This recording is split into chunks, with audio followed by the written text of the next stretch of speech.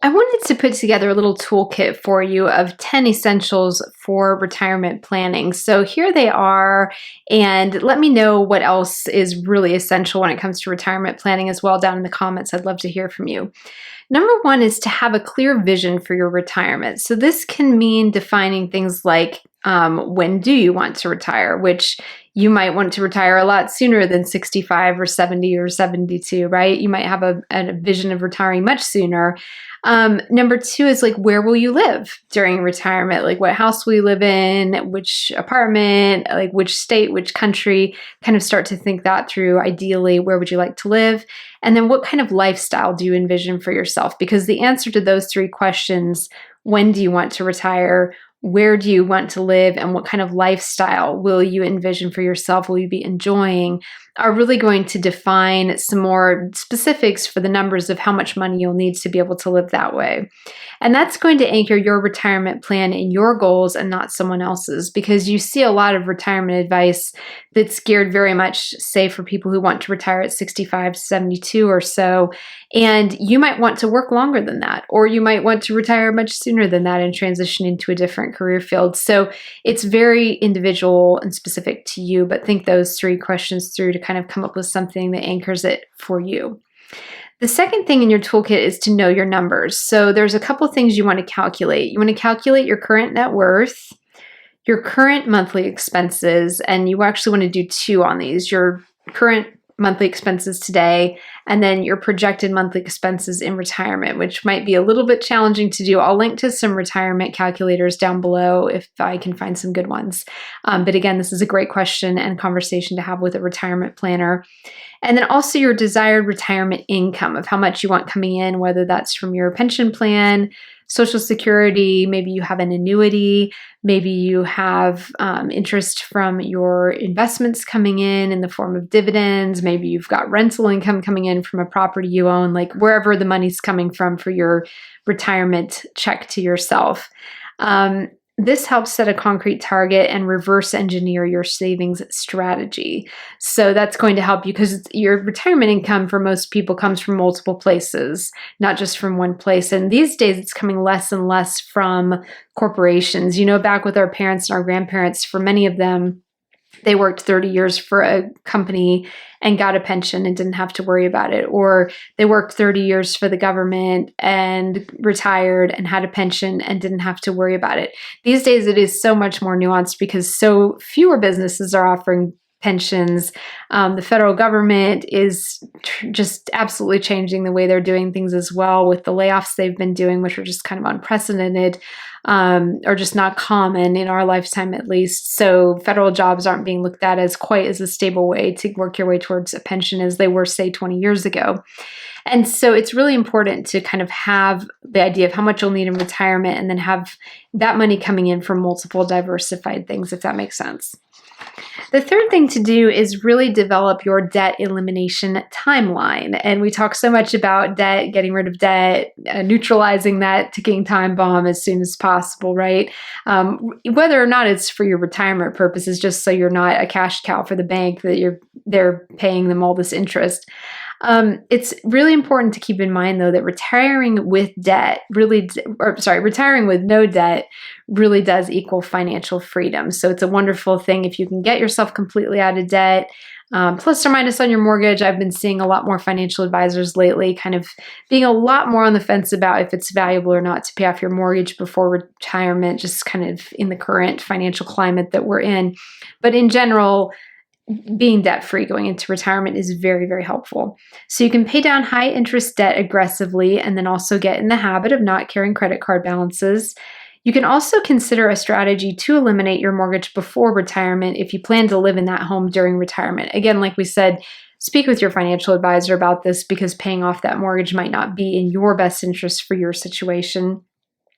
It really depends on stuff like the mortgage interest rate as well. Like if you have a really low mortgage interest rate and you can get more off of other investments, paying it off might not be the best use of your money.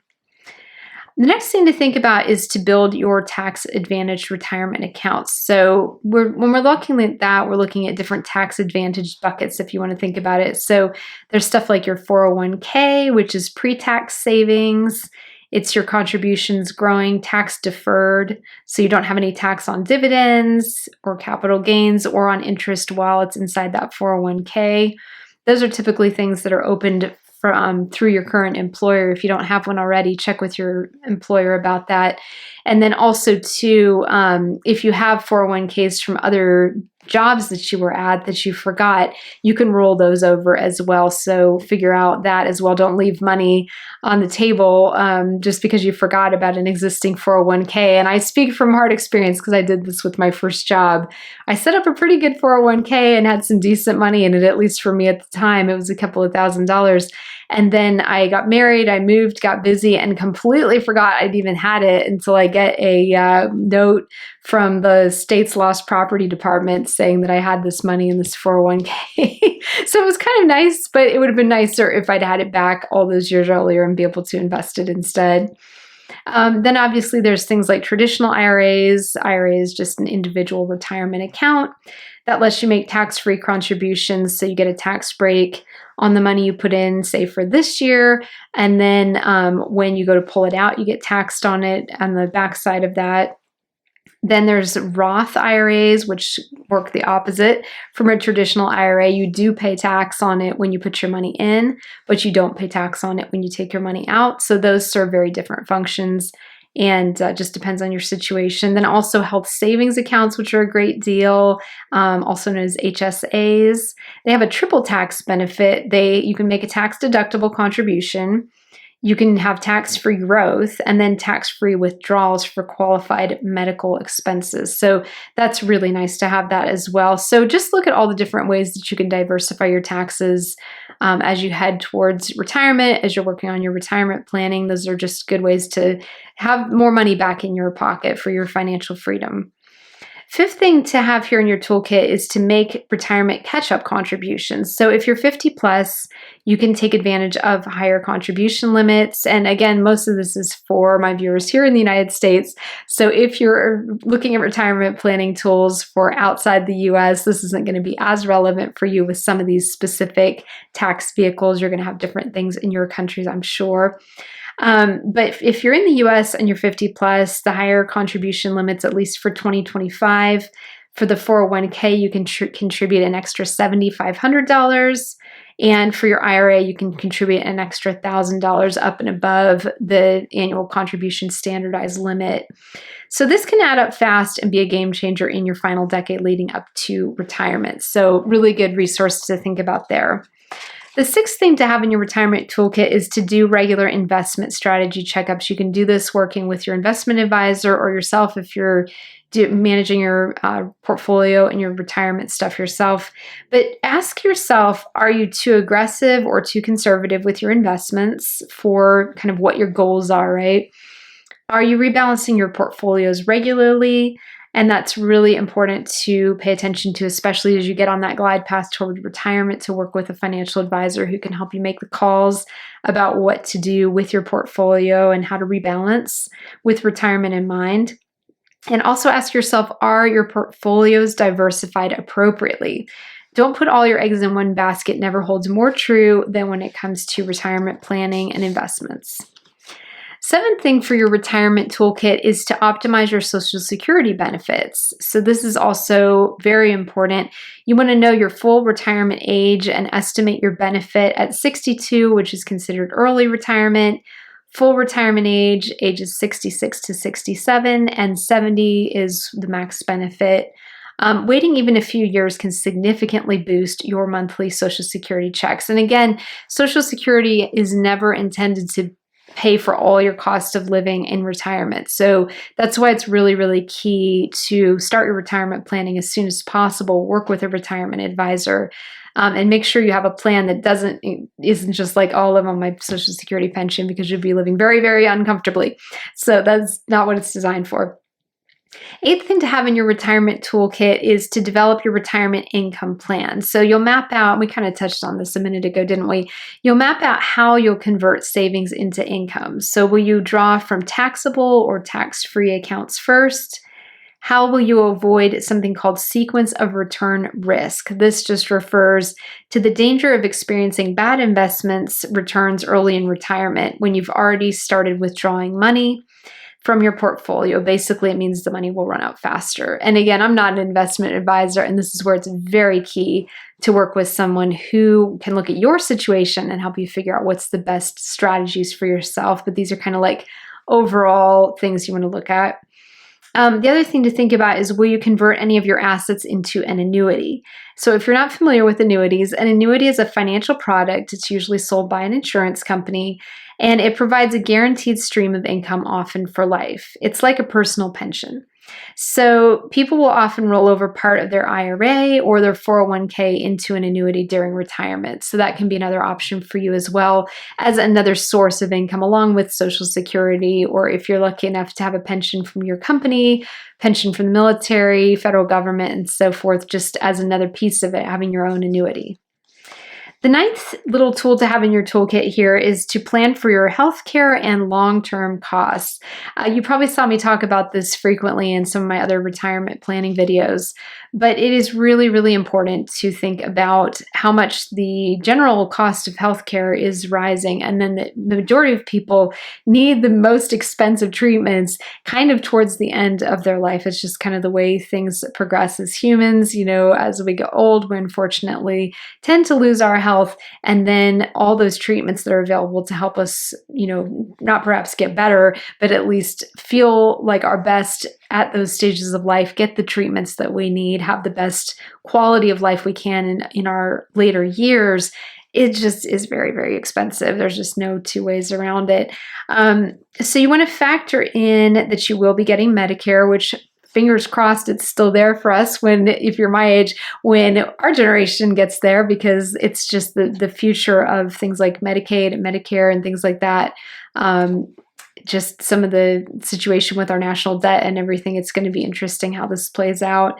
But Medicare payouts start for people at 65 here in the US. Supplemental insurance, out-of-pocket costs, you want to think about that. Long-term care options for like assisted living. And like we said, healthcare is just a big line item in retirement, and not even the thing you want to be spending your hard-earned money on, but it's really important to think about how you're going to pay for everything. And then best case scenario, you take great care of your health, you get really lucky, have a wonderful long life, wonderful health span, and don't have to spend all that money on healthcare costs, and then you can use it for much more fun things. And that's personally my goal. That's why investing in my health, I feel like, is the number one best investment I make every single week. And then the 10th tool for your retirement toolkit is to hash out your estate planning essentials. This is a conversation for you to have with your family attorney, specifically someone who does estate planning. Look for an attorney who does this. At a minimum, you want to have a will, and that's bare minimum. You want to have a will, power of attorney, and medical directive are all pieces of paperwork you want to have in place that just tell your loved ones what you would like done when you're no longer with us.